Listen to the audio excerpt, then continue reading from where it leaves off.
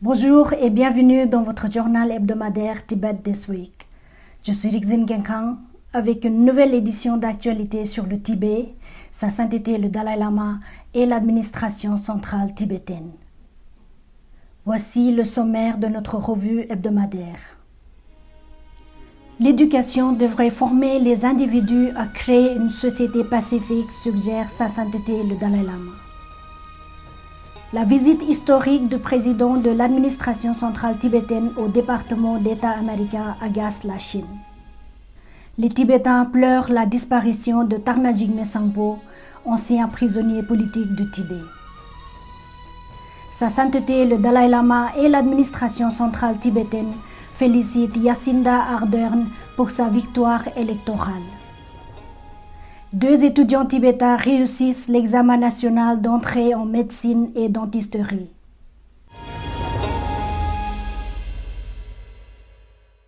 Sa sainteté le Dalai Lama suggère que le but de l'éducation doit être la formation d'individus heureux qui formeront une société pacifique.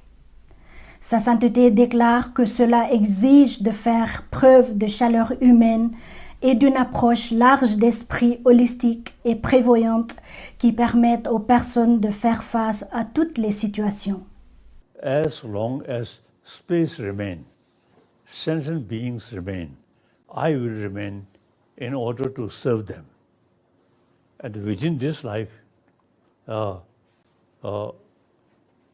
till my last breathing, I can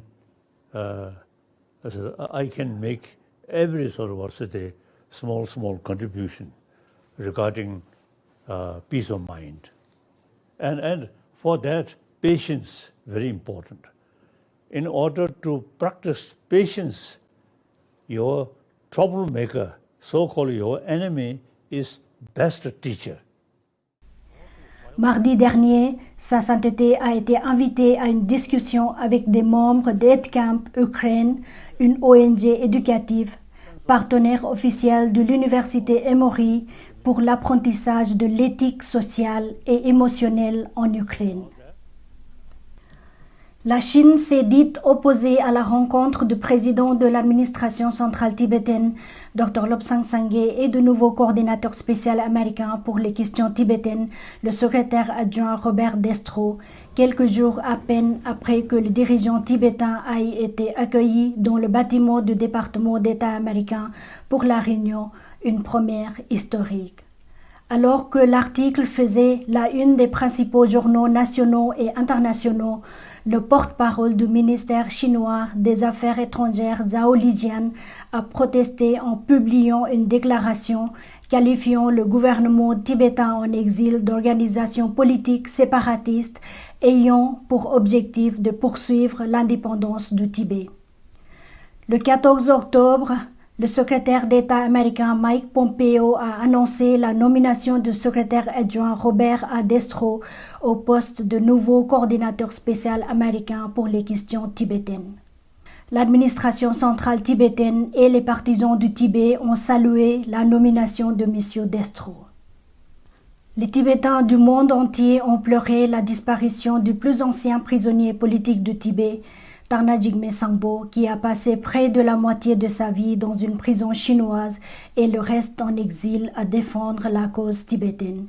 Le président de l'administration centrale tibétaine, Dr Lobsang Sangye, a exprimé ses profondes condoléances à la suite de cette disparition, déclarant « J'ai été un admirateur de son courage depuis ma jeunesse. Ce fut un honneur de le rencontrer en personne et j'ai également participé au lancement de son autobiographie à Dharamsala. Nous avons perdu un véritable patriote du Tibet. » L'administration centrale tibétaine a observé le service de prière pour le défunt et les bureaux ont été fermés pour le reste de la journée. Tarna Jigme Sangpo, qui a passé 37 ans dans une prison chinoise, est décédé samedi dernier en Suisse à l'âge de 91 ans. Sa sainteté le Dalai Lama et l'administration centrale tibétaine ont félicité Jacinda Ardern pour sa victoire retentissante aux élections générales en Nouvelle-Zélande. Dans son message de félicitations, Sa Sainteté a exprimé son admiration pour le courage, la sagesse et le leadership dont la Première ministre a fait preuve en ces temps difficiles.